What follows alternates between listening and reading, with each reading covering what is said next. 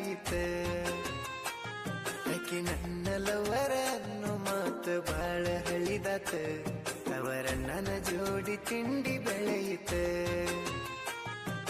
ಆಕಳ ಮಾರಿ ಹೋರಿ ಗುಣ ನಿಂದ ಇತ್ತಲ್ಲ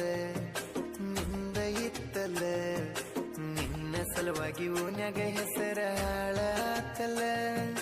ಹಾಳಾತಲ್ಲ ಮಾಡೋ ಕೆಲಸ ಮರುತ ವ್ಯರ್ಥ ತಿರುಗತಿದ್ನ ನಿನ್ ಹಿಂದ ವಾದಿ ಗಂಡನ ಬೆನ್ನಿಂದ